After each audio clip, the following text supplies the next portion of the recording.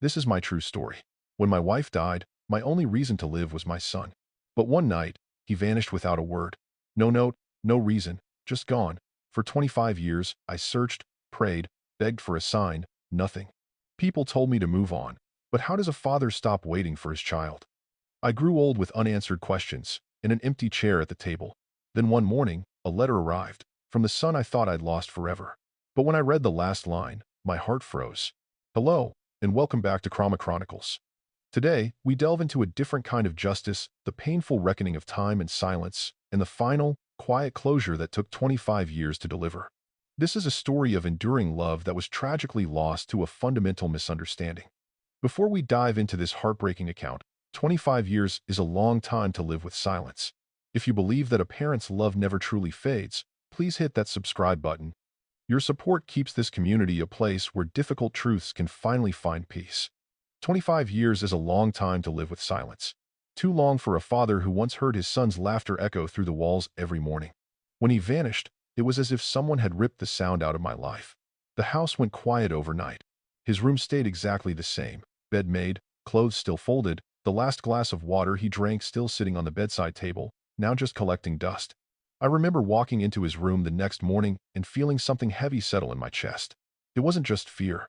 It was a profound emptiness, a kind of emptiness you can't explain, only feel, the kind that sits in your bones and never leaves. In the first few weeks, I searched everywhere. Police, neighbors, hospitals, every bus station everywhere. Every door I knocked on gave me the same devastating answer. Nothing. No trace. No clue. I drove across state lines, chasing shadows and rumors, showing his picture until the edges tore and faded. My wife cried every night, her grief soaking the pillow until dawn. She blamed herself, worried she had been too strict, but I knew it wasn't her fault. He loved his mother more than anything. That thought, the unanswerable why, kept me awake every night. As months turned into years, hope became a strange kind of pain. It didn't fade, it just changed shape. I stopped expecting a phone call, but I never stopped leaving the porch light on. Every birthday, every holiday, I set an extra plate on the table, just for him. The years took her first. She died with his name on her lips. I still remember the last thing she said. If he ever comes back, tell him I forgave him. Those words stayed with me like an impossible weight. I aged. My hair turned gray. My hands grew weaker. But my heart never stopped waiting. I learned to live with silence, the kind that follows you from room to room. I talked to his photograph every morning, the one of him smiling on his graduation day. I asked him every day, "Where are you, son?" The walls never answered. I became the old man who still waits. And then one morning, after decades of silence, something changed. I woke up to the sound of the mailman sliding an envelope under my door. Just one small, faded envelope. But when I saw the handwriting, my hands started shaking violently. It was familiar. It was his. After 25 years of silence, my son had finally spoken. I held it for a long time before opening it. I traced my fingers over the shaky, familiar handwriting. I whispered his name softly, afraid that if I said it too loud, the letter might disappear again, just like he did. I finally gathered the courage and tore it open slowly, and before I even read the words, I noticed something that made me freeze completely. The faint marks where the ink had smudged were not accidents. They were the unmistakable signature of human despair, tears. His tears. I could see them dried into the paper, small circles of pain that said more than any sentence could ever hope to convey. For a moment, I couldn't breathe. My hand shook so hard that I almost dropped the page onto the kitchen table. My eyes burned, raw and stinging, before I had even registered a single word. My whole body felt heavy, anchored by 2 decades of unreleased grief. When I finally started reading, the very first word hit me like a physical blow. Dad. Just that one, simple word, Dad. It was more than ink on paper. It was a sound I hadn't heard spoken or written in 25 years. It was a reminder of everything I'd lost, every birthday cake we never shared, every hug I missed, every conversation about his future that never took place. The sound of that word, whispered back into the empty room, cracked the silence that had haunted this house for decades. I sat there, reading that line over and over, unable to move forward, unable to accept that the waiting might finally be over. Then I forced myself to continue. He wrote about how he left because he thought I didn't love him anymore. He said he believed my silence meant disappointment, that after all my hard work, I was fundamentally ashamed of him.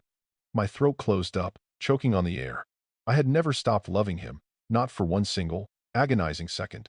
That was the core of my life, the absolute truth. But he had lived half his life thinking the opposite, that his own father had cut him loose out of disgust. That realization, the devastating magnitude of that misunderstanding, broke me more thoroughly than his actual leaving ever did. He said he was young, foolish, and scared, that he made mistakes he didn't know how to fix. He wrote that he thought running away would spare me the ultimate shame of having a failure for a son. I could see him, 20 years younger, confused, utterly lost, trying to make sense of a harsh world without guidance. I realized then the cruelest irony. I had no idea that my own silent discipline, the quiet disapproval I thought would teach him responsibility, had instead metastasized into absolute emotional distance. He mistook my worried quietness for rejection, my sternness for disappointment, and that crushing misunderstanding grew until it swallowed him whole. He wrote about how he had wanted to come home so many times, describing the agony of standing across the street from the house, consumed by fear.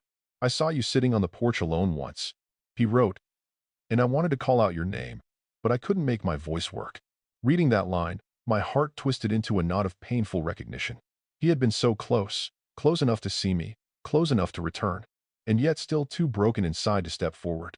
I imagined him standing there, watching from across the road, his heart full of guilt and longing, while mine was full of longing and confusion. We were both waiting for each other, trapped by pride and pain, two lonely sentinels in a tragedy of miscommunication. He continued, saying he saw the obituary when his mother died, and he came to the funeral but stood far back, hidden behind the trees, where I couldn't see him. "I watched as they lowered her into the ground," he wrote, "and I wanted to fall to my knees beside you, but guilt held me like heavy, rusted chains." All these years I had thought he didn't care, but he had been there watching, mourning, hurting, alone. He said he blamed himself for her death, believing the grief I carried must have turned into hate toward him. "I thought if I stayed gone," he pleaded, "maybe you could finally heal." That thought, the idea that he sacrificed his entire adulthood, his own happiness, out of a misguided sense of protection, shattered me. All this time, I had been blaming him for his absence, but now I realized he had left because he thought it was the only way to protect us from the shame he carried. He wrote that he had built a small, lonely life somewhere. He never married, never had children, because he couldn't imagine being a father when he believed he had failed so completely as a son. I closed my eyes, picturing him sitting in that small, distant room, head bowed, writing the words he could never send. I had lived with pain for decades, but this was different. This was the raw, unbearable pain of truth, the realization that love can get lost, not because it dies, but because it goes unheard. My son hadn't stopped loving me. He had simply stopped believing that I loved him, and that was the cruelest, most unforgiving part of all. I reached the final lines. His handwriting was weaker there, the ink faint, uneven. He wrote, "Dad, if you're reading this, I want you to know I never stopped waiting for your forgiveness." My eyes froze on those words. Then came the line that destroyed me completely. "Don't try to find me." I must have read that line 100 times. Was he sick? Was he gone already? I pressed the paper against my chest, whispering, "Why didn't you come home?" He wrote one more line below it. "Please forgive me, Dad. I was never running from you. I was running from myself." I sat there in my kitchen, reading those last words again and again. I finally folded the letter carefully, pressing every crease, and held it against my heart. But as I sat there, staring at the letter again, I noticed something faint near the bottom corner.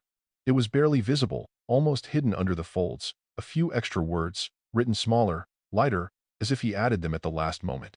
I squinted and brought the paper closer to the light. The words were clear: "Go to the graveyard, near Mom's tomb. I left something there for you." My heart jumped.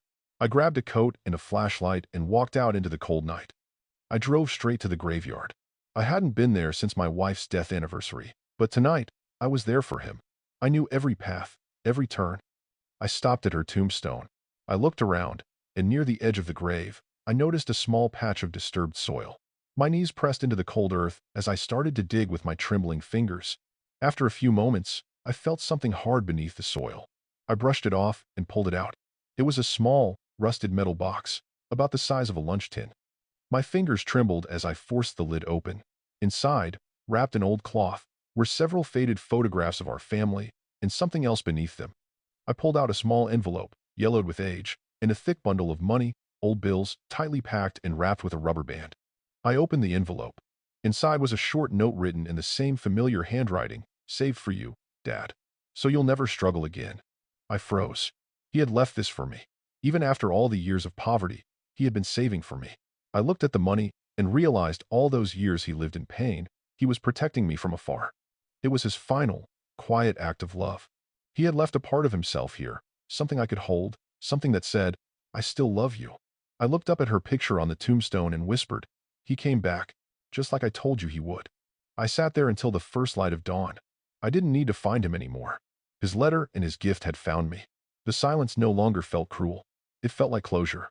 This is a painful chronicle of what happens when silence replaces words.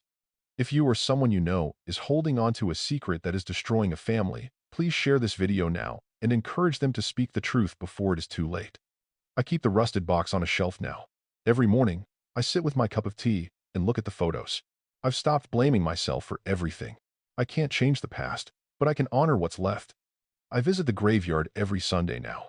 I bring flowers for my wife and sit beside her tomb.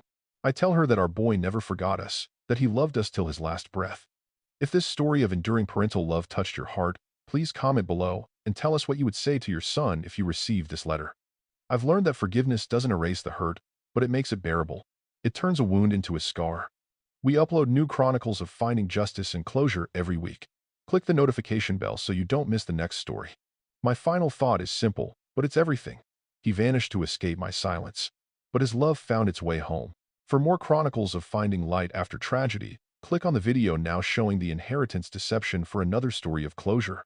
Thank you for witnessing this powerful story. This is Chroma Chronicles, signing off.